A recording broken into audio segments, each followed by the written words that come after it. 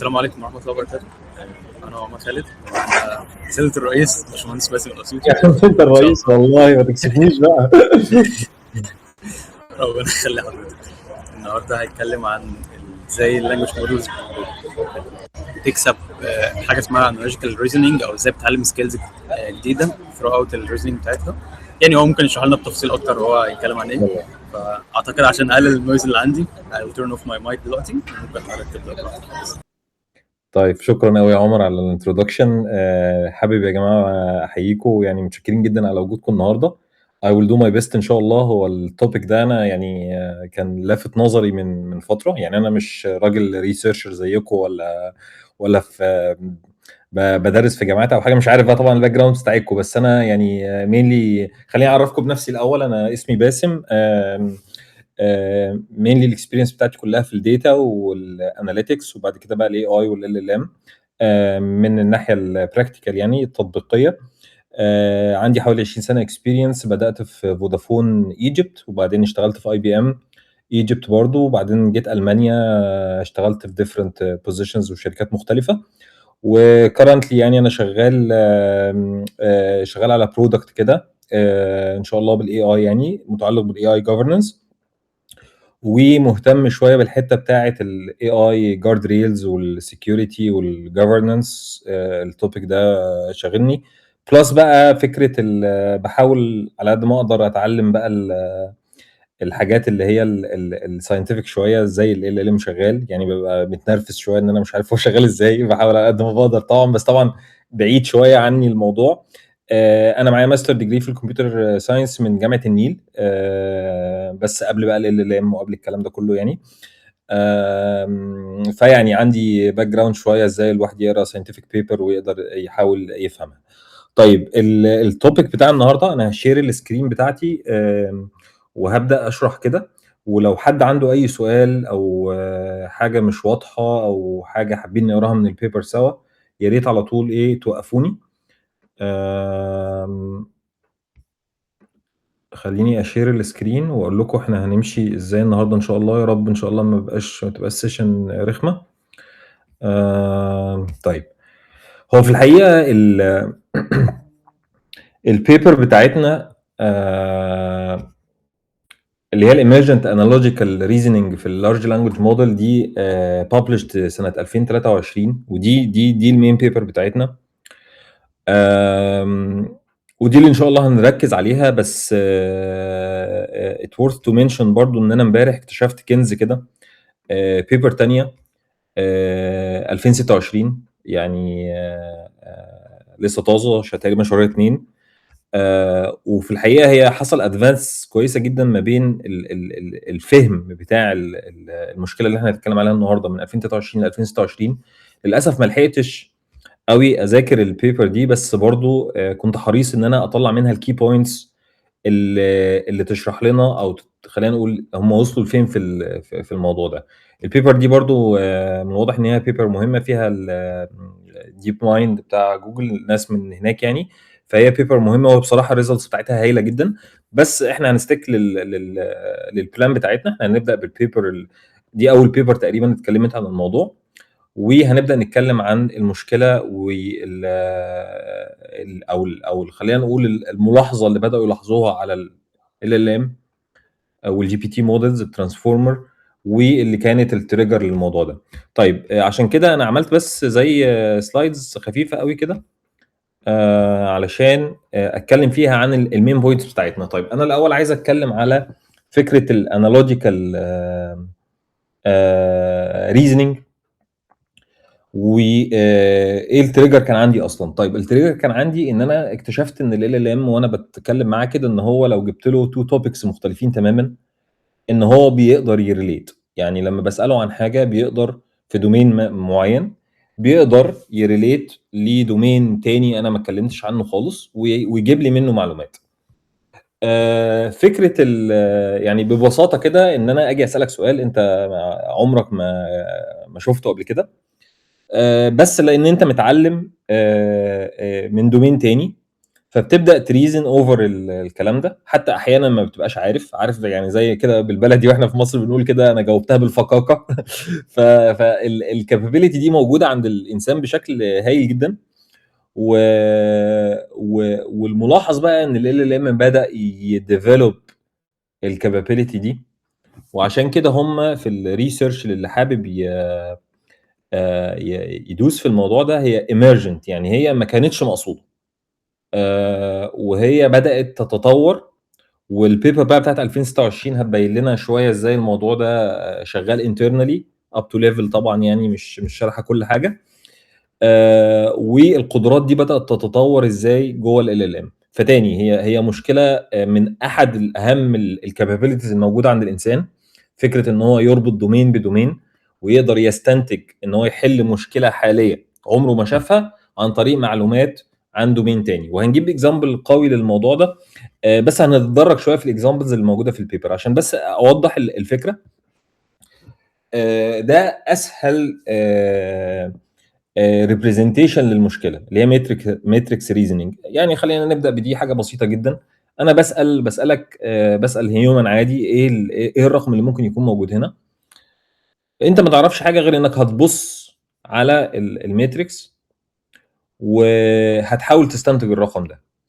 فهو انت بتحاول تشوف، خلينا هنا نفرق ما بين حاجتين، ما بين انتيتي وما بين علاقات ريليشنز ما بين الانتيتيز. يعني الناس اللي عملت ديب ريسيرش في الموضوع ده بيقول ان عاده احنا بنستخدم فهمنا للعلاقات اللي ما بين الانتيتيز علشان نستنتج المعلومه الجديده، مش الانتيتيز نفسها. يعني الانتيتيز نفسها ما لهاش علاقه قوي باستنتاجك لهنا، لكن العلاقات او ازاي الحاجه بيحصل لها بروجريشن جوه الماتريكس. فيعني مثلا خلينا نشوف، انت هنا دي سهله قوي ان انت في ريبيتيشن واضح، لكن هنا مثلا انت تلاقي ماتريكس. طبعا عاده انا مش بقول لك الكي بتاعك انت بتبص على رو ولا كولوم، بس ممكن تقول والله طيب انا ملاحظ 6 2 4 2 4 6 4 6، فدي في الغالب هتبقى 2. طيب سوري. انا بصيت كده لقيت الباترن احسن ان 3 5 7 بيزيد 2 1 3 5 بتزيد 2، فبالتالي دي 9. طيب هو ده ابسط شكل من التمثيل لفكره الانالوجيكال، انك بتستغل نوليدج انت عارفها او قدامك او حتى ايفن بقى مش قدامك، وبتبدا تستنتج. طيب المشكله عشان تبقى اصعب شويه، والكلام ده موجود في البيبر على فكره، احنا هنروح للبيبر بس انا بحاول بس ايه اكسر المشكله، ان يتحط اكتر من باترن. لو انتم ملاحظين هنا ان في 3 باترنز محطوطين، فكره الكونستانت باترن وال البروجريشن او ثواني معلش عشان هم انا خليني استخدم بقى الاسامي بمعناها. الكونستنت والديستريبيوشن اوف 3 والبروجريشن. فهو المشكله الاولانيه اللي كان حابب يشرح بيها فكره الريزنينج او الانالوجيكال ريزنينج، ان هو الماتريكس ريزنينج بروبلم. فهو بدا يشرح الامثله، وبعدين قال لا احنا ممكن نضرب الثلاثه عشان نصعب المشكله شويه، نحط الثلاثه دول في بعض فيجي لي باترن زي كده. فالباترن ده انا لما اديه ل LLM، خلينا نجرب.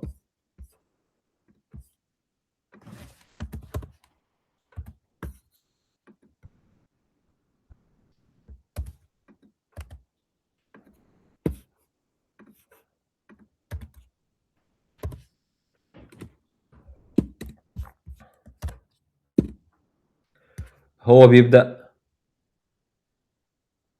يحاول يعرف فين المشكلة. سوري، يحاول، انا هنا ما قلتلوش اي حاجة. هو بيبدأ يجرب ويشوف ويلاقي الباترنز بتاعته. فهنا هو لاحظ ان الفيرست نمبر مثلا سايكل اللي هو 5 8 1 5 5 8 1 8 1 5 1 5 8، وده شبه قوي الباترن اللي هو في النص هنا اللي هو الديستريبيوشن. تمام. فهو هنا مستخدم الكولوم الاولاني ان هو حاطط فيه الرول بتاعه الديستريبيوشن. لو لاحظنا الكولوم الثاني مثلا 9 4 2 9 4 2 9 4 هنا اللي هو الكونستانت، فبالتالي الرقم ده هو 2. طيب 3 7 2 2 3 7 7 2 كام بقى الباترن ده؟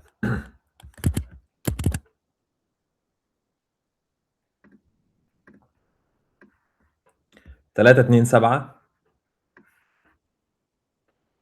ده كونستانت، 5 8 1 8 1 5 1 5 8. هنا هو بيزود. شوف هي صعب علينا ازاي، حتى احنا مش عارفين ان نلقطها. 3 7 2 8 2 3. طيب خلينا نشوف هو ده الحل اصلا ولا لا. هو فعلا الحل ده رقم 7، لان هو في البيبر كاتب تحت ان هي 8 2 3، فالرقم ده 3 لان هنا 2 7 3 2 3 7 7 2 3 اللي هو في الغالب برضو distribution of 3، فهو هنا مستخدم التو رولز دول. فهنا في النص الكونستانت، وفي الكولوم الثالث هو مستخدم الديستريبيوشن، وده برضو مستخدم فيه الديستريبيوشن. طيب دي كانت، انا بس حبيت ادي انترودكشن عن فكره البروبلم اللي احنا اللي البيبر دي كانت بادئه بيها، وعايزه تعرف هو ال ام يقدر يطور هذه القدرات. والكلام ده زي ما بقول لكم هو في 2023، يعني قبل ما تبقى في حتى ايفن ادفانسد موديل او تشين اوف ثوتس او الكلام ده كله. هو كان عمل التيست بتاعه على جي بي تي 3، تمام، وبدا يحلل او بدا يايدنتيفاي ازاي الحاجه دي شغاله. طيب هو هنا في الاول هنا بيقول ان هو بدا يديفاين 4 تاسكات مهمين جدا ان بالنسبه له كريزنينج. هو عايز يتست ال ام يقدر يحل او يقدر يفكر او يريزن بطريقه انالوج على التاسكات دي ولا لا. فهو اول حاجه عملها هو فكره طور شويه من حاجه قديمه اسمها ريفن ستاندرد بروجريسيف ماتريكس، كانت عباره عن فيجوالز كده، ان هو قلبها لتكست بحيث ان الديجيتس دي تبقى مناسبه للالام، ان الالام مش محتاج بيكسل ريزنينج او حاجه، لا هو محتاج بس ارقام او ديجيتس يقدر يشتغل عليها. فهو هنا لما جرب على اول مشكله اللي احنا بنتكلم عليها حاليا دي اللي هي بتاعه الماتريكس، لقى ان النتائج كلها في صالح الجي بي تي 3 فيرسز هيومن. طب هيومن يعني عمل ايه؟ ان هو جاب مجموعه من الطلبه وبداوا يشتغلوا اداهم نفس المشاكل، وبدا يشوف طبعا عمل statistical analysis وعمل جروب اوف بيبل وبدا يشوف الاكيورسي، كان بيقيس الاكيورسي.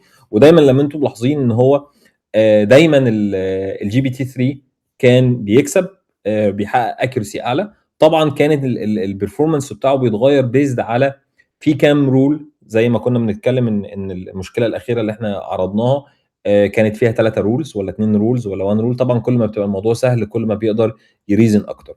في موضوع اللوجيك هنا ما اتكلمتش عليه، بس هو حاطه هنا برضو ان هو بيحاول يصعب الموضوع شويه، ان يخلي في علاقات اور واند ما بين السيلز دي عشان اقدر استنتج السيلز اللي ناقصه. فهنا مثلا خلينا نبص على دي نل مع 7 ودي 4. دايما هو بيحاول المشكله بتبقى هنا يحاول يعرف هنا جايه ازاي، او ان هو يحاول يجيب اي واحده من دول. فخلينا نبص على اول رو، نل و7 و4 ونل. لو ملاحظين ان الاور هنا معناها ان انا برص الاربعه جنب بعض، باخد من الشمال وباخد من اليمين. 9 و7 9 و7 4 و8. طيب هنا تبقى المفروض ايه؟ 9 نل و هنا نل 8، فبالتالي هو بيسالك ده يبقى ايه؟ ففي الغالب ده انت هتقول ان هو نل و8. فهو برضو كان بيحاول ان هو يصعب له اللوجيك. طبعا الاور ده ممكن يبقى اند او ممكن يبقى غيره، بس هو في الاخر نفس الفكره. انت بتحاول تحل مشكله انت ما تعرفهاش، ما عندكش ليها رول، ما عندكش ليها خلينا نقول طريقه انك تنفير بيها غير انك تبص او تستخدم نولج سابقه عندك انك تحل بيها المشكله. ودي كانت ابسط تجربه هو عملها، واثبت ان الريزلتس هنا ان الجي بي تي كان بيتفوق على البني ادم. طيب قبل ما اطلع على المشكله اللي بعديها، في حد عنده اي سؤال او في حاجه مش واضحه في البارت ده؟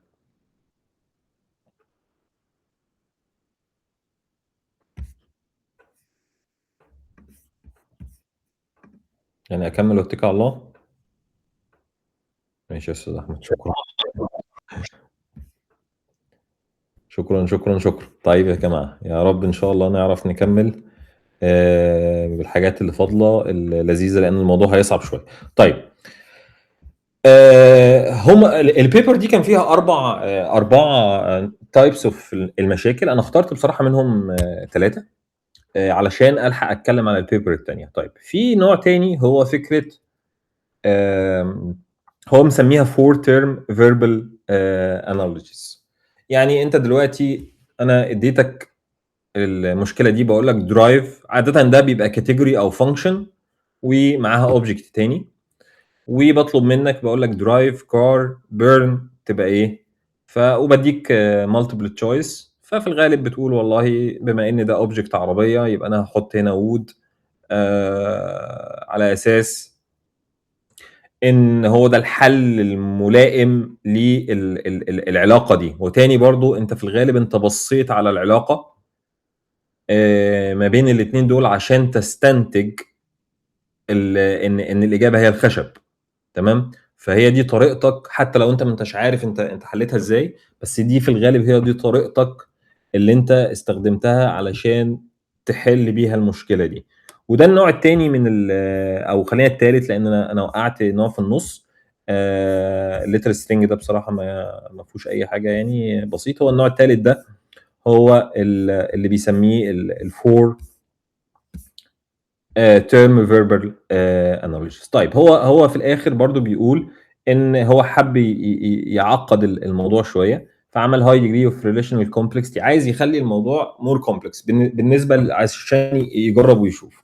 وده هو هنا بيقارنها ما بين الليترز كانت برضو عشان نتكلم عليها، هي كانت مجرد ليترز بتدي باترن معين، يعني بيديك دي وبيطلب منك اللي بعديها، ف A B C D A B C D، فانت A B C E مثلا دي لو بصيت لها الريزننج بتاعها لو قعدت فكرت فيها شويه، ان هو اخر لتر بيزود عليه بيجيب اللتر اللي بعده، لكن بيسيب الثلاثه دول زي ما هم. فانت هنا في الغالب هتقول اي جي كي، بدل ما تحط ال هتحط ام. تمام. فهو دي كانت فكره الترانسفورميشن تايبس. هو هنا عامل طبعا مسمي الترانسفورم، خلينا نقول دي الرولز بقى، يعني هو دي الرولز اللي هو ما كانش مديها لل ام، بس هي دي الرولز اللي حتى ممكن ما يبقاش مديها لك، بس علشان يشرح هو كان ازاي بيعمل الداتا سيت بتاعته. طيب الاصعب شويه، او خلينا نقول اللي هي مور خلينا هيومن شويه، فكره ان انا الفور تيرم فيربال انالوجيز دي، ان هو بيبدا يديله كلمات، والكلمات دي لها علاقه ببعض. وهنا الجروبس اللي هو حاططها هوريها لكم دلوقتي، بس خلينا اوريكم الاول الريزلتس. فدايما برضو الجي بي تي كان بيحقق اكيورسي اعلى. خلاص. معلش ثانيه واحده، ليتر سترينج انالوجي، لا دي الفيربال اهي.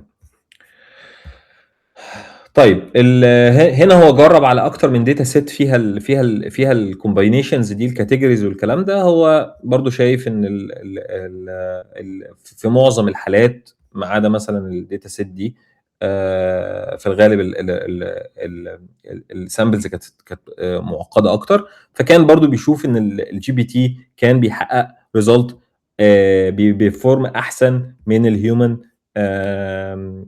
طبعا هو هنا بيقول لك المينيمم اديوكيشن ليفل اوف هاي سكول جراديويشن، ماشي، في المكان اللي هو او بيتكلم على السبجكت او الجروب اللي هم كان شغال كانوا شغالين معاه. طيب خليني اوريكم الداتا سيت دي برضو عشان نبقى عارفين اللي هو اشتغل عليه في الداتا سيت دي.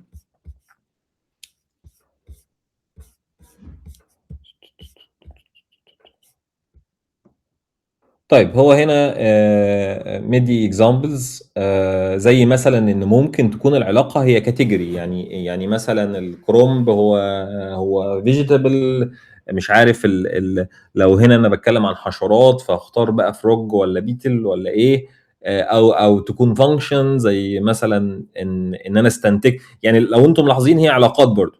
خلاص. او تضاد في الكلمات. هو ده نوع الحاجات اللي هو استخدمه. خلاص. او ان يبقى في لينير اوردر، يعني هنا في علاقه ما بين شهر وسنه. طب هنا العلاقه ما بين الانش وما بين ايه؟ هنا هو بس بيشرح الداتابيزز خلاص، وبيشرح الريزلتس. فكل تايب اوف داتابيز هنا سوري او داتا سيت هنا هو بيشرح هنا ال ال ال الاكيورسي بتاعه كومبيرد ما بين الاثنين. من الواضح مثلا الكومبوزيشنال اكيورسي للانسان اعلى شويه. كومبوزيشنال دي برضو ممكن هنتكلم عليها لانها منشند في البيبر اللي بعديها، وبرضو هندي عليها اكزامبل واضح ازاي ممكن تكون معقده. طيب فهنا ده الاكزامبل الثاني. الاكزامبل الثالث بقى هو او خلينا نقول التيست الثالث او الرابع هنا في البيبر هو اهمهم بصراحه. فكره الستوري خلاص، ودي اصعب حاجه. هو عمل عليها تيست، هو عمل حاجه بصراحه ظريفه جدا. خليني برضو اوريكم لان انا عملت لها ملخص كده شويه من في البيبر. سوري معلش، عشان كنت عايز اجيبهم كلهم في مكان واحد. طيب هي خلينا نركز على القصه دي. الفكره ان هو بيبقى عنده حاجه اسمها سورس ستوري خلاص، قصه، والقصه دي ليها معنى خلاص. وهو بيبدا يلعب بقى في القصه دي انه بيأتاتش ليها 4 انواع من القصص. واحده اللي هي اول واحده بالاخضر دي قريبه في المعنى وصح، يعني قريبه ان هي بتستخدم تقريبا نفس الكلمات، تغير شو بسيط في الكلمات، تمام. وهي فعلا ينفع ان هي تبقى مرادفه للستوري الحقيقيه. وعشان يصعب الموضوع ان هو في الاكزامبل الثاني نير انالوجي بس incorrect target story، ان هو استخدم نفس الكلمات. يعني لو حد مش مركز ممكن يقول هم نفسهم، بس هو مغير في السياق ان لا دي ما تنفعش تتربط بالستوري دي خالص، وهنقراهم مع بعض. وجرب بقى كمان نعمل فار انالوجي، يعني بس يعني كلمات بقى غيرها خالص تماما، بس اللي مركز قوي هيلاقي ان فعلا الستوري دي بتحكي عن حاجه قريبه قوي من الستوري دي. ونفس الكلام عكس هنا في الاكزامبل الرابع. فهو حب يعمل كل التباديل والتوفيق عشان يشوف ال ام هيتصرف ازاي، والبني ادم كمان هيتصرف ازاي. طيب هنا الستوري ان كارلا دي عباره عن زي نسر او حاجه عايشه في على شجره، وفي يوم شافت هانتر on the ground with a bow and some crude arrow. يعني واحد كان عايز يصطادها خلاص عشان هو كان محتاج ان هو ياخد منها الريش بتاعها خلاص. بس هي عرفت الهانتر ده وراحت له ان هو عايز منها الريش، وبعدين هي راحت له ونزلت له وقالت له انا هديك شويه. فالهانتر هديك شويه من الريش بتاعي. فالهانتر قال لها تمام، وكان مبسوط جدا ومش عمري ما هصطادك بعد كده. وبدا هو بقى ايه يصطاد غزلان خلاص. فدي القصه اللذيذه الجميله اللي هو حكيها. طيب القصه الثانيه دي غير بس الكلمه، قال لك ايجل نيمد. لو ملاحظين هو غير اسم الحيوان واستخدم كلمه تانية مرادفه لهوك دي الايجل. و برضو قعد يغير فيها شويه كلام، بس لو احنا قرينا هنلاقي هو نفس السياق بالظبط. ان كان في نسر ولا صقر ولا مش عارف ايه شاف sportsman coming with a crossbow and some bullets مش عارف ايه الكلام ده كله، ومعهوش ريش خلاص. حاول ياتاك بس missed here. عرفت اهو كان الراجل مبسوط، اداته شويه ريش من عندها، وهو he promised never to attack eagles again. تمام. طيب الكلام كلام مختلف، بس المعنى واحد. يعني انت لو كنت سامع الستوري دي قبل كده، خلينا نقول بقى احنا يعني خلينا نفترض ان الستوري دي انت سمعتها من سنه، وبعدين حد كاتب بوست على الفيسبوك او حاجه بالستوري دي، هتقول ده شبه الستوري دي قوي، او انا سمعت الستوري دي في حته قبل كده. وده كان الغرض من الموضوع. هنا هو استخدم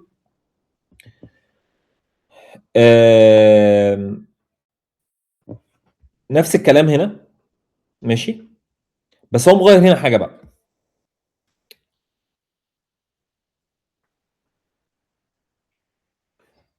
مغير ايه بقى؟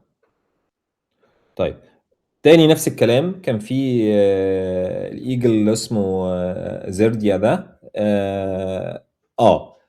who donated a few of her tail مش عارف ايه to the sportsman. يعني هي هنا اللي اقترحت او هي عملت له donation، ماشي، وبعدين هو he would promise never to attack eagles again. بس في one day كانت موجودة زيدرا نستنج او مش عارف ايه، شافت سبورتسمان، خلاص، نزلت عشان تقابله، خلاص، لكن هو عمل لها اتاك. فنفس الكلام ونفس كل حاجه، بس في الغالب انا لو اديتك الستوري دي هتلاقي ان هي السياق اتغير تماما، ان في تغير فيها طبعا بسبجكت. يعني انت هتقول هم متشابهين، بس الحدوته مختلفه. فهو هنا غير الستوري دي. طيب هنا بقى حب يبعد بقى المعنى خالص، كلام تاني خالص، فغير وقال ان في بلد كان اسمها زرديا. لو انتم ملاحظين ان هو استخدم هنا نفس الاسم، خلاص، بس خلاها بلد، ماشي، وقال ان البلد دي كانت اتعلمت ان هي تعمل السمارتست كمبيوتر، خلاص، والبلد دي حصل عليها اتاك ببلد جنبها جاجراش دي بميسلز، بصواريخ، خلاص، والاتاك فيلد. فالحكومه قررت ان الناس دي عايزه شويه كمبيوترز، فايه المشكله اما نبيع لهم شويه كمبيوترز؟ والجفرمنت مش عارف ايه كانت مشكوره، قصدي كانت مبسوطه، و they it promised never to attack Zerdia again. طيب هنا تماما كلام مختلف، فعشان كده هو مسميها فار انالوجي. بس هو بالنسبه له في الكلاسيفيكيشن هي كوريكت تارجت ستوري، يعني هي تارجت، يعني هي تحمل نفس المعنى، خلاص. ده طبعا هو في الاخر خلينا نقول برضو ان هو ده الكلاسيفيكيشن ده هو اللي عامله، وكان عايز يشوف قد ايه لما يغير في الكلام، لما يقرب في المعنى او يبعد في المعنى. نفس الكلام هنا في الرابعه، هو برضو نفس قريبه من دي، بس هو عكس بقى خلاها مشابهه لدي قوي، ان هم هجموا عليهم تاني او مش عارف ايه. طيب فاللي عايز اقوله هنا ايه؟ ان من واحده من اعقد الانالوجيكال ريزنينج تاسكس هي فكره ان انت تربط تكست بتكست او قصه بقصه، وتطلع منها المتشابه وتطلع منها اللي بينترسكتوا فين. فهو دي كانت التجربه الرابعه بتاعته. وخلينا بقى نشوف الريزلتس. طيب هنا البني ادم بقى تفوق تمام بالنسبه للكلاسيفيكيشن، بس برضو ما نقدرش نغفل ان جي بي تي 3 حقق ريزلتس كويسه. وهنا هو بيقارن ما بين ان هو لما بعدها قوي خلاها بدل ما هي صقر خلاها هي، او نسر خلاها مش عارف كانتري، ان ده لخبط الجي بي تي. فلو ملاحظين ان الاكيورسي نزلت هنا اكتر ما نزلت هنا. يعني المورال بقى من القصص دي كلها ان ال ام عنده هذه المقدره ان هو يعمل ريزنينج، رغم ان خلينا بقى نقول برضو التريجر اللي كان عندي، رغم ان فكره النكست توكن بروتكشن اللي احنا اتعلمناها في ترانسفورمر ما بتشرحش هو ازاي يقدر يعمل او يحل المشكله دي. وده كان رأيي قبل حتى ما اقرا البيبر، يعني هو ازاي بيقدر يريليت لتو توبكس مختلفين تماما، ويقدر يتعلم من التوبيك الاولاني عشان يجيب لي في التوبيك الثاني. طيب يعني مثلا خليني اديكم اكزامبل. لو انا مثلا بساله حاجه بقى حقيقيه، مثلا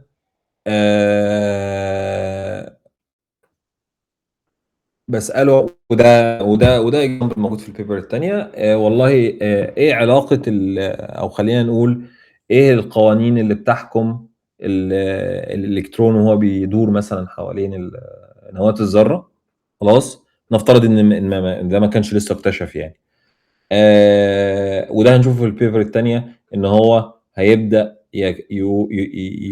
يماب الكلام ده لعلاقه الكواكب وهي بتدور حوالين الشمس، وان في قوه اسمها الجرافيتي مثلا، وهيبدا هو سواء بقى بيفتي او مش بيفتي، بس هو هيبدا يطلع ان في سيميلاريتي هنا، وهيبدا يرد لك عليها. وانتم ممكن تجربوا الكلام ده لو انت عندك توبيك تاني، يعني عاده ده بقى في شغلنا انت ممكن تجربه انك بتساله مثلا عن مشكله في شغلك، وتقول له حاول تريليت لمثلا لدومين تاني. يعني انت مثلا ليتس سي عندك مشكله تكنيكال، فتقول له حاول تريليت مثلا من الهيومن ساينس، من السوشيال ساينس، يعني انت لو اديته الكونتكست ده او اديته البرومبت ده، هتدي له دايركشن كمان ان هو يبدا. يعني ايه علاقه مثلا خلينا نقول ايه مثلا اي حاجه، البورصه مثلا، الحاجات القوانين اللي بتحكم البورصه مثلا بال خلينا نجيب حاجه قريبه مثلا بالبرفورمانس بتاع السيستم بتاعي. خلاص، هيحاول يعمل كده. تمام. طيب، زي ما قلت لكم البيبر دي ما شرحتش قوي، او هو في الدسكشن يعني هو بس كان خلينا نقول هو اول حد لاحظ، او خلينا نقول يعني انا لاحظت الموضوع ده وبدا يببلش الكلام ده. طيب، قبل ما نخش على البيبر الثانيه اللي فيها معلومات اكتر شويه، حد عنده سؤال او حد مش شايف هذه المشكله، او حاسس ان عادي يعني جدا ايه المشكله، ما اللي سهل يعمل الكلام ده قبل ما نكمل؟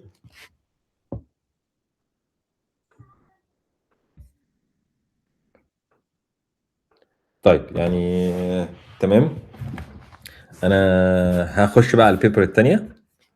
والبيبر الثانيه شويه هي بصراحه يعني للاسف انا زي ما بقول ما اكتشفتهاش غير امبارح. طيب، البيبر الثانيه بقى هو دخل في اعماق الترانسفورمرز خلاص، وبدا يترين ترانسفورمر بايده عشان يشوف امتى الموديل بدا يديفلوب هذه الكابابيلتي. طيب، شويه كده ترمينولوجيز.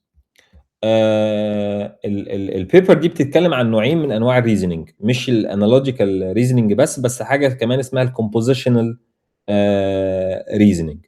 الكومبوزيشنال ريزنينج هي مقدرتنا على اكتشاف العلاقات ما بين الاشياء بيزد على يعني العلاقات. يعني مثلا لما اقول ان احمد ابو محمد، ومحمد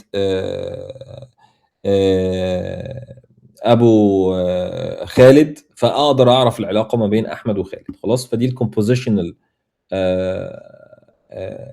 ريزنينج، ان انت بتقدر تقول والله العلاقه دي ان ده جد ده مثلا، او ده حفيد ده. ده نوع من الريزنينج اللي موجود عندنا كقدرات بنقدر نعرفها.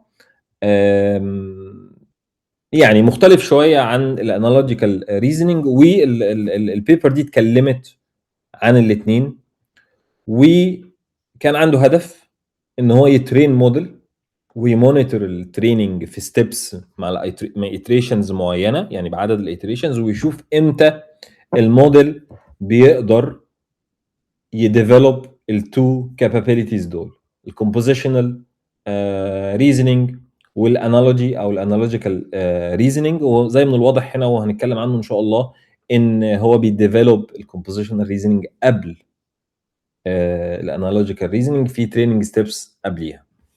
طيب، خليني بس نرجع يعني للانترودكشن. الكومبوزيشنال ريزنينج هو هنا بيشرح، بيقول ان دي قدره عندنا. معلش ممكن اقطعك؟ انت فاتح شير سكرين؟ لو فاتح هو مش ظاهر عندنا. ايه ده، وقفت ولا ايه؟ من حوالي دقيقه كده، لو ممكن فري شير يعني. كويس انك قلت لي والله. كده شايف السكرين كده شغاله. طيب طيب انا كنت هنا بتكلم على البيبر الثانيه، وكنت بس واقف عند الجراف ده، ان هو البيبر دي السكوب بتاعها ان هو بيشرح ال هو قرر ان هو يعمل تريننج للترانسفورمر، ويبدا يراقب عند انهي تريننج ستيبس، يعني في الايتريشنز بتاعته الموديل بيقدر يديفلوب الكابابيلتيز بتاعه الكومبوزيشنال والانالوجيكال ريزنينج.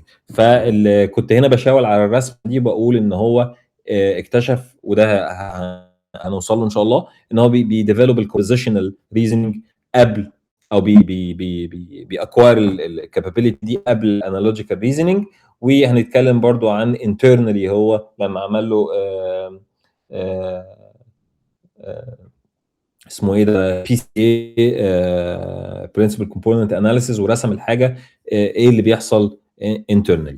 طيب كنت بتكلم الاول على الريزنج بقى، خلينا نشرح بس شويه الريزنينج ده. احنا اتكلمنا على قبل كده الانالوجيكال ريزنينج، بس الكومبوزيشنال ريزنينج هنا ان هو فكره العلاقات، انك تقدر تفهم العلاقات من sequential composing simpler primitives. يعني عندك primitives صغيره بس بتقدر تستنتج علاقات اعقد شويه، وعاده دايما بيسمي كل حاجه من دول facts.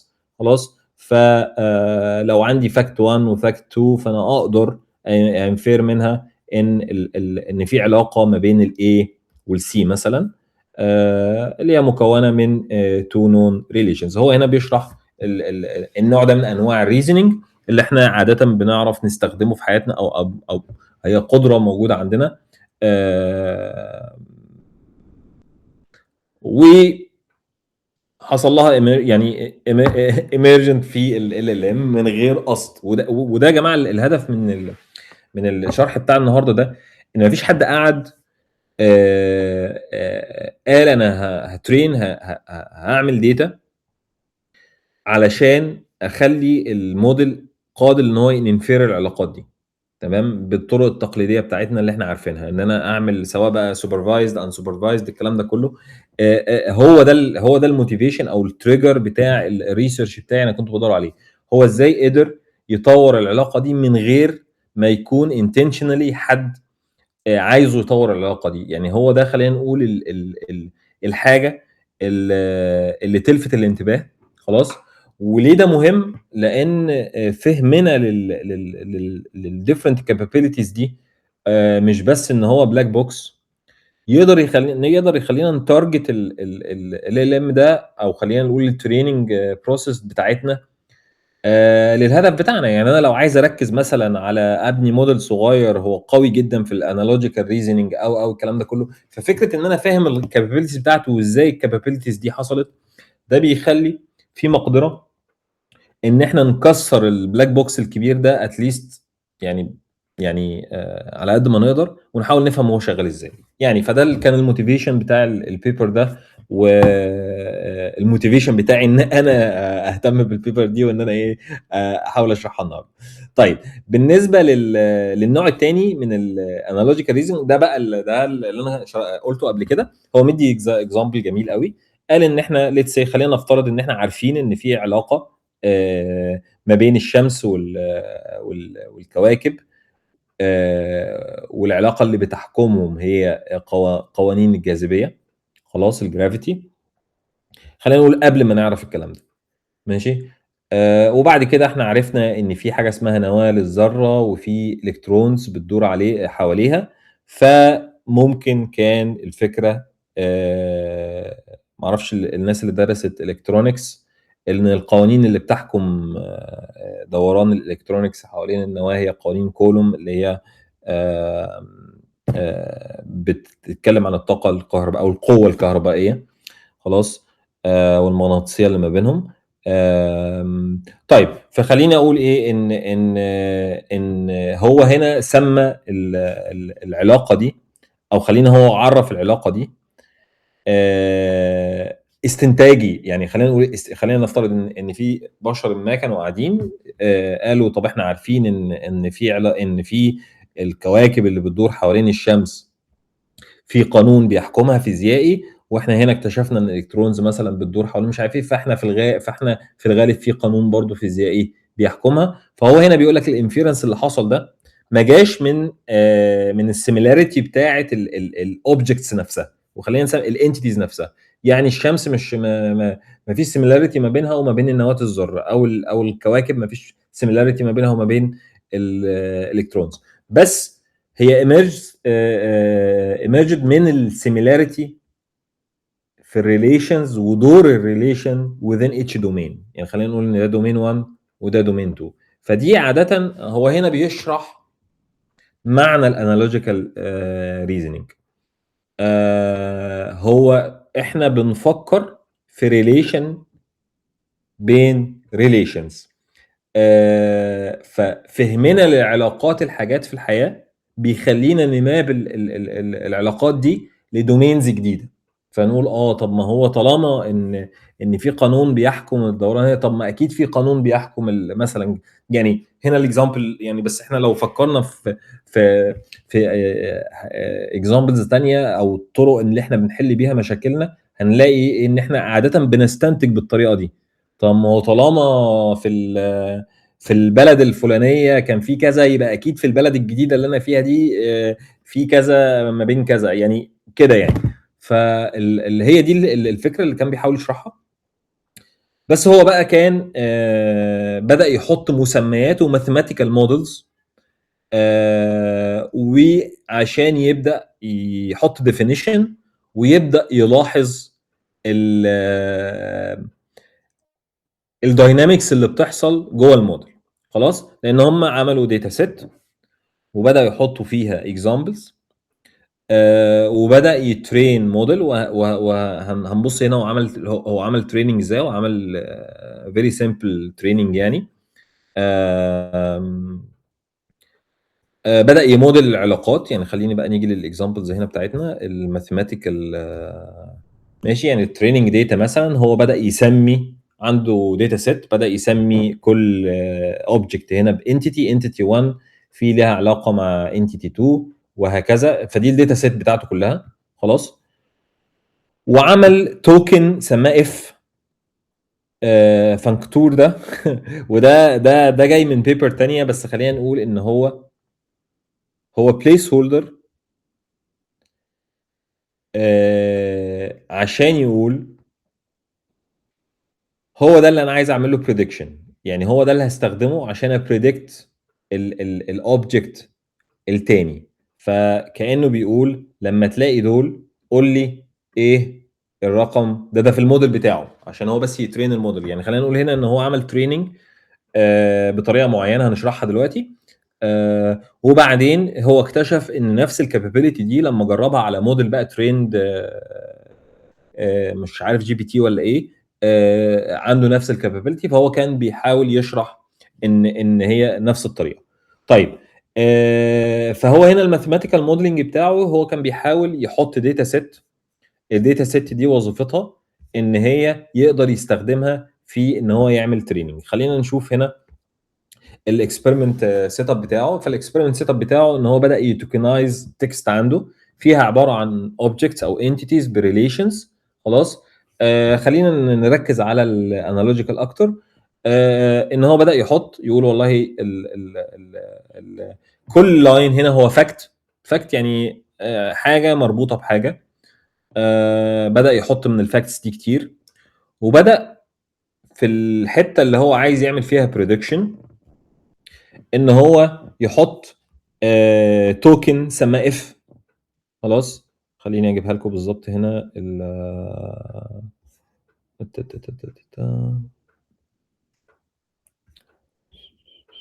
في definition.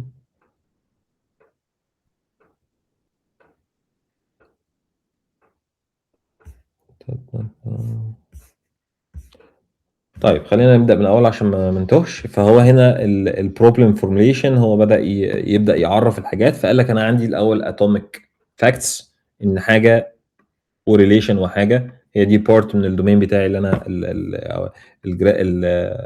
الدومين اللي انا هشتغل عليه في الداتا سيت بتاعتي.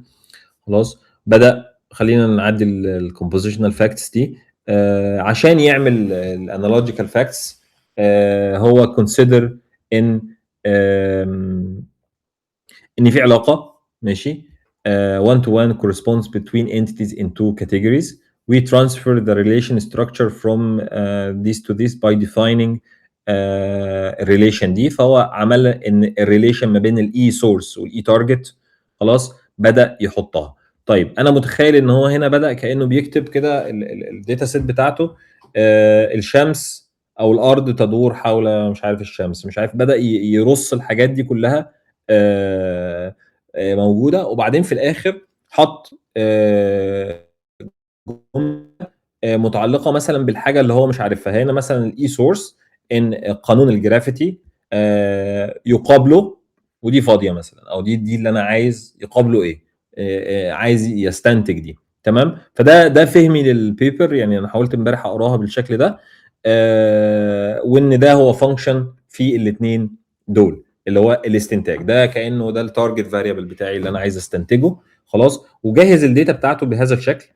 بس هو هنا في حاجه مهمه جدا، ان هو قال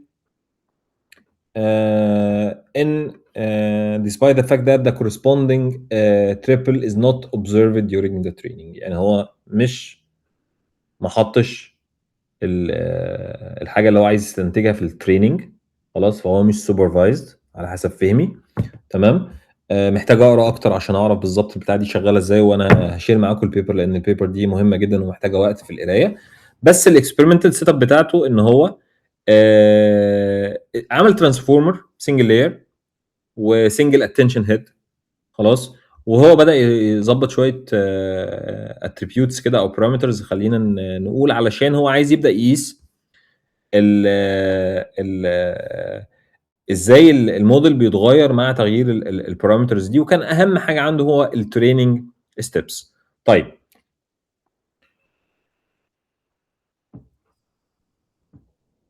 خليني بس اتكلم الاول عن حاجه ظريفه قوي هو ذكرها،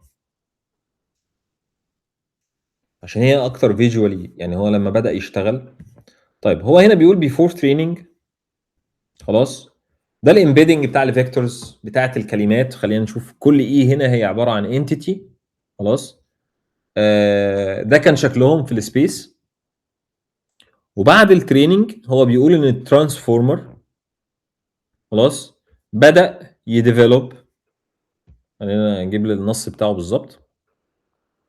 We analyze internal representation transformer before and after the emergence of analogical reasoning. After acquiring the ability for analogical reasoning, the model developed a well-structured embedding space, which is quantitatively characterized by a decreasing in Dirichlet energy. طبعا هو ده الميجر اللي كان بيستخدمه هنا. فحصل alignment ما بين الانتيتيز كاتيجوري 1 وكاتيجوري 2، خلينا نقول كانهم قربوا من بعض بشكل او باخر، لانهم بيحملوا ريليشنز تتشابه في المعنى. حد عنده سؤال في الحته دي؟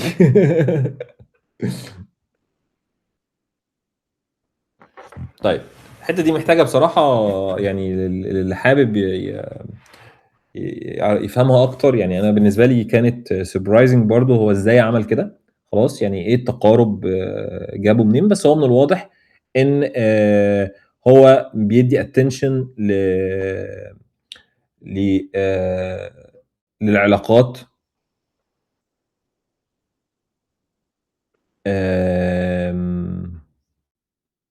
يعني هو هنا الدرايفر بتاعه، خلينا نقول، او الحاجه الواضحه ان هو فاهم ان في علاقه هنا مثلا بيدور حول، مثلا ان الالكترون بيدور حول وبيدور حول دي، فهو قرب الشمس من نواة الذره. خلينا نفترض ان دي الشمس ودي نواة الذره، علشان هو شافهم في سياقات كتيره الاثنين بيتعاملوا او بيتعاطوا مع علاقه اسمها الروتيشن. يعني ده لو انا حابب اشرحها لحد بفهمي الحالي، ان هو شاف ان الاثنين موجودين في نفس العلاقه، او العلاقه، خلينا نقول العلاقه موجوده في الاثنين. فبالتالي هو بدأ يحرك الستراكشر بتاعه زي هو هنا شرحه بالظبط، ان هو بدأ يعمل impeding space بيزد على الكلام ده، وهو الراجل لاحظ الكلام ده يعني بالارقام. ماشي، فاللي حابب يزود في البيبر. وكمان هو لاحظ ان بدا بقى يغير في عدد الريليشنز في التريننج داتا سيت والانتيتيز والكلام ده كله والتريننج ستيبس. وهو دايما كانت الملاحظه واحده، ان الكومبوزيشنال كابابيلتي بتتطور قبل الانالوجيكال كابابيلتيز. خلاص، في بعض الحاجات يعني هو مثلا هنا كان بيتكلم على ان الكومبوزيشنال مثلا جنراليزيشن بيمبروف لما بيغير في السيتنجز، بس الانالوجيكال ريزنينج بتيجي في الاخر، بس التغيرات ما كانتش بتفرق معاها قوي. تمام، ودي طبعا ملاحظات يعني عايزه بيبرز لوحدها يعني. كمان لاحظ ان الويتس بتاكسلريت الانالوجيكال ريزن. واكسلريت معناها ان هي تظهر بدري شويه في التريننج ستيبس. خلاص، فده برضو ملاحظه هو بدا يلاحظها. ماشي. هنا بقى هو حاول يشرح، ودي طبعا انا لسه بصراحه دي محتاجه وقت شويه، بس هو حاول هنا يشرح في اللي حابب يستزيد من الموضوع ده بقى الميكانيكس، تفسيره هو ان ازاي الموديل بيديفلوب الكلام ده. طيب هو بيقول ان الاتنشن ميكانيزم خلاص بيربط ما بين العلاقه اللي هو اللي كان مسميها فانكتور فوق دي توكن، ده اللي هو كان حاطه اف بليس هولدر يعني، بيديله اتنشن ان هو بيربطه ما بين للسورس انتيتي. ماشي، اللي هي الاي اس، يعني بتحمل معلومات عن السورس انتيتي specifically لو الاف attends to ES and writes information about ES into the representation at the position of F. تمام، الكلام ده محتاج شرح شويه. يعني انا استخدمت برضو خلينا نشوف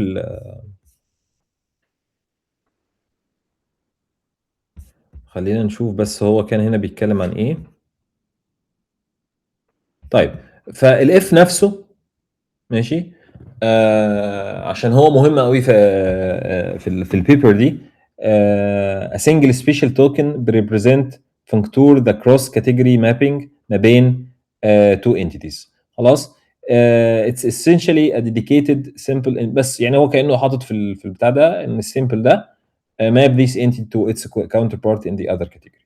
خلاص. طيب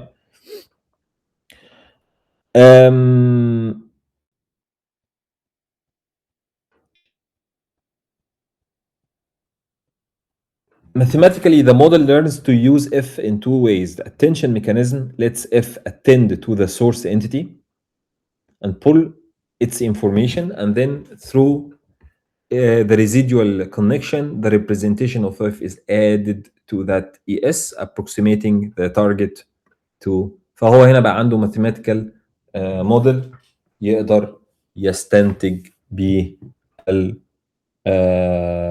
التارجت التارجت اي تي. طيب يعني انا لا ازعم ان انا فاهم الحاجات دي كلها لسه بالتفصيل، بس خلينا نقول ان هو بيحاول في سياق الطريقه اللي بيشتغل بيها الترانسفورمر والاتنشن ان هو يشرح الموديل بيعمل ايه في العلاقه اللي انا بسال عليها، او خلينا نقول العلاقه ما بين حاجتين، علاقه ما بين حاجتين، واحده مجهوله وواحده معلومه. ان هو زي ما كنا بقول كده في الروتيشن، ان هو مدي ان هو رابط ما بين الروتيشن كعلاقه وما بين الشمس، لان هو لقاها كتير مثلا او في اهميه ما. تمام، فدول مربوطين ببعض. الفكره بقى اللي انا مش فاهمها هو رابطهم ازاي بالتارجت. خلاص، فخلينا نقول ان هو لما بيلاقي ان انت بتتكلم عن الروتيشن هو بيستنتج التارجت ازاي. ده محتاج شويه بحث، ولو حد قادر يفيدنا في الموضوع ده يبقى كتر خيره، اللي فاهم اكتر في الترانسفورمرز. بس انا بحاول افهم الحته دي شويه. بس خلينا نقول ان البيبر دي حاولت توضح ازاي الميكانيزم اللي شغال، وهي محتاجه بس شويه وقت في القرايه، وان فعلا وي كان اكسبلين بشكل او باخر ازاي الانالوجيكال ريزنينج بيديفلوب جوه الترانسفورمر. واللي حابب بقى يستزيد من البيبر دي ممكن برضو اسيب اللينك بتاعتها. و بس يا جماعه، هذا هو كل ما استطيع ان اقوله في هذا التوبيك. ويخليني اشوف هل في اي حاجه تانية كنت عايز اقولها. لا، هو دول بس بالظبط الحاجات. يعني برضو الراجل ده شرح بشكل او باخر ان هو جهز الداتا سيت بتاعته ازاي وبدا يشتغل عليها ازاي. وبقى كمان في حته مهمه جدا ان هو بدا يجرب على جيما 2. ماشي. واداها الانبوت. خلاص، هو هنا ما عملش تريننج لحاجه، وكان بس بيفيريفاي، وان لقى ان الريزلتس بتاعته متشابهه جدا، وطلع الريزلتس وبدا يقارن بهذا الشكل. طيب، اي اسئله، اي كومنتس، اي حاجه محتاج الواحد يذاكرها اكتر، عشان الموضوع مهم. يعني انا بالنسبه لي كان لذيذ، فعشان كده حبيت اقراه، حتى لو احنا ما دخلناش ديب ساينتفك قوي، يعني ما كانش عندي هذه المقدره. بس حابب ان اللي حابب يستزيد او يعمل ريسيرش في الموضوع ده، هو موضوع شيق يعني. انا كده خلصت يا جماعه. لو حد عنده سؤال يقول لي.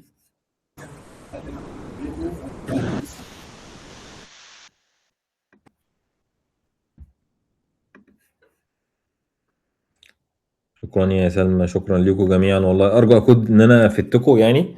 وزي ما بقول ان انا من مؤيدين فكره، حتى لو انا دايما بشتغل يعني مش محتاجه اجو ديب قوي، بس من مؤيدين من فكره ان احنا نفهم البلاك بوكس ده شغال ازاي بالكابابيلتيز بتاعته. ده هيفرق من واحد للتاني، خصوصا الناس اللي هتبقى تشتغل في البري تريننج او الفاين تيوننج او الحاجات دي كلها. فمهم جدا ان احنا نبقى فاهمين، خلينا نقول المين كابابيلتيز بتاعته، ونفهم الادفانسز اللي بتحصل. والتوبيك ده من الحاجات الظريفه اللي انا كنت شايف ان هي يعني بتشرح شويه هو البلاك بوكس ده شغال ازاي في بعض الكابابيلتيز يعني. طيب، عمر، سيب لك بقى المايك. سيادة الرئيس، شكرا جدا لحضرتك، شكرا ليك على المجهود الكبير ده. حبيبي، حد تاني عنده اي سؤال؟ في سؤال: what is the difference between reasoning and attention and transformer؟ طيب انا هجاوب من حسب يعني معرفتي بالموضوع. الريزنينج هي capability، خلاص، ان انت تقدر تستنتج. يعني خلينا نقول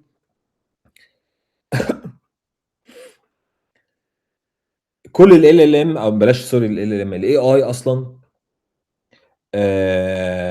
الهدف الاساسي بتاعه ان هو يديفلوب قدرات استنتاجيه، خلاص، تشابه قدرات الانسان.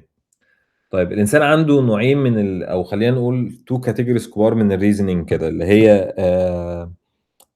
ان انا اجنرالايز، ان انا عندي داتا كتير قوي، عمال اتفرج على داتا وبعدين اطلع منها بقانون. يعني زي اي حد اكتشف قانون مثلا فيزيائي او حاجه، خلاص. فده النوع الصعب بتاع الريزنينج، خلاص. فانت عندك داتا وبتحاول تجنرالايز وتفايند ماثيماتيكال موديل، وده يمكن الماشين ليرنينج اشتغلت عليه في فكره الانفيرنس، ان انت تترين موديل عشان الموديل ده في الاخر يبقى موديل، يبقى معادله، لما يشوف داتا جديده يقدر يستنتج. فانت كده عملت معادله. النوع الثاني العكسي اللي هو الديسكريبتيف اكتر، اللي هو ان انت مش بتجنرالايز، بس انت بتاخد من معادله وبتنزل بيها لتحت. يعني انت زي مثلا ما بتقول زي اللي احنا كنا بنتكلم فيه النهارده ده، ان الشمس بتدور حوالين سوري الارض بتدور حوالين الشمس، او بلاش حته احمد ابو محمد ومحمد ابو مش عارف ايه. فانا استنتج ان هنا انا ما استنتجتش رول، لان هنا بحاول اديسكفر باترن جوه الداتا. طيب، فالريزنينج هي كابابيلتي. الاتنشن بقى في الترانسفورمر دي قصه تانية خالص، عندنا عتاوله يشرحوها لك. خلاص، ان هو mathematical way of ان انا افهم الويت بتاع الكلمات. يعني انا عايز اهرب من فكره، عايز افهم السياق، الكونتكست، ان السياق مهم جدا. فهو اخترعوا فكره الاتنشن. تمام. لو عمر بقى استاذنا او اي حد من اساتذتنا يقول لنا الاتنشن شغال ازاي، بس احنا هنا الفكره بتاعتنا كانت ازاي الاتنشن ان ترانسفورمرز قدر يديفلوب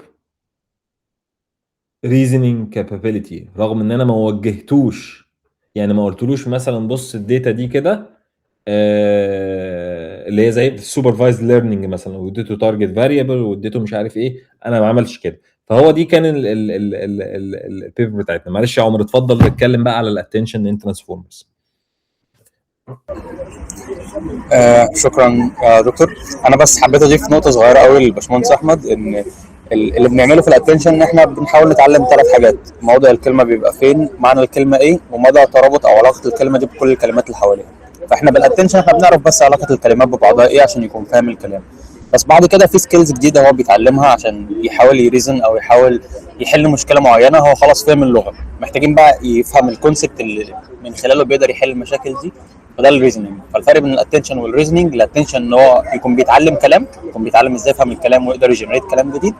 بس الناحيه الثانيه في الريزنينج ان هو بعد ما اتعلم الكلام ده ازاي يقدر يتعلم بقى ازاي يفكر او ازاي يربط ريليشنز ببعضها عشان يتعلم سكيلز جديده او يجاوب سؤال مش دايركت، زي مش 1+1=2. لو عايز يتعلم حاجه اندايركت فازاي يقدر يعمل حاجه زي كده.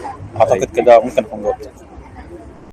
شكرا يا عمر. وبالمناسبه يا احمد كمان، هي دي الطريقه. لو انت يلا احنا كبني ادمين، انت بنتعلم في المدرسه كلام برضو صح، وجمل واكمل الجمله ومش عارف ايه والكلام ده، يعني بنفس طريقه الاتنشن. وبتبدا تربط الكلام ببعض. الريزنينج بيديفلوب معاك مع الوقت. محدش بيقول لك تحديدا انت بتريزن ازاي. خلاص. وعشان كده انا بقول لك الكابابيلتي دي من الواضح ان هي يعني انا بالنسبه لي كانت مفاجاه ان هو فعلا شغال بطريقه شبيهه شويه، او مش شبيهه طبعا، بس يعني فكره ان هو emergent capabilities الريزنينج، لان الريزنينج مش حاجه سهله. الريزنينج يعني خلينا نقول ان اجيال ضيعت عمرها ازاي تخلي الاي اي يريزن. خلاص. فكون ان ال ام قادر يعمل الكلام ده، فدي ده بروميسنج جدا ان احنا نقدر نعمل منه كمان. لو انا فاهم كويس ال ام شغال ازاي، اقدر زي ما بقول لك اخليه فيري ديديكيتد لحاجه معينه انا عايزها، فيري ادفانسد ريزنينج مثلا، بما انه هو عارف بقى الكلمات كلها وعارف الحاجات دي كلها. فده يدل ان الاتنشن في الترانسفورمر اتس ا فيري افكتيف واي اوف developing a reasoning capability. ويا عالم بقى قدام هيديفلوب ايه تاني. شكرا لسؤالك يا احمد. طيب طيب لحد ما يكون حد عنده سؤال تاني، ورغم ان السيشن يعني ما شاء الله فوق التقييم، بس انا بعت لينك فورم كده ان كيس ان حد عنده اي تقييم، اي كومنت عليها، او محتاج يعمل اي تعديل، شايف ان في حاجه مختلفه في اسلوب الشرح او حاجه، ممكن بس تفل الفورم. حابب تملى الداتا بتاعتك زي اسمك والايميل بتاعك والديسكورد اي دي مثلا، تمام. حابب ما تكتبهمش تخليه حاجه انونيموس، انت حر. انا بس المشكله الوحيده ان انا مش كاتب اسم البيبر، فانت ما تقدرش تسلكت البيبر اللي اتشرحت دلوقتي فيها، فانا هكتبها دلوقتي. انت افتح الفورم، سلكت البيبر، اكتب الكومنت اللي عندك، واحنا على اساسه هنتريت الشرح المره الجايه ان شاء الله. مره اخيره شكرا يا استاذ رئيس. شكرا لحضرتك. شكرا يا عمر. شكرا لكم يا جماعه على وقتكم، وارجو ان انا اكون فدتكم بحاجه ولو بسيطه جدا للي حابب يكمل في الموضوع. والبيبرز كمان انا مش عارف عمر، انا ممكن اشيرها معاك او ما اعرفش نشيرهم ازاي، بس البيبر الثانيه تحديدا يعني. طب يعني ممكن اشوف لكم اللينك وابعتها لك يا عمر بقى انت انت ممكن تبعتها لي وانا هبعتها لك. طيب ماشي. ماشي يا جماعه، متشكرين جدا ليكم. انا هبعت لك احمد دلوقتي اللينك على الميتنج، لحظه واحده وابعت. السلام عليكم. عليكم السلام ورحمه الله وبركاته. شكرا.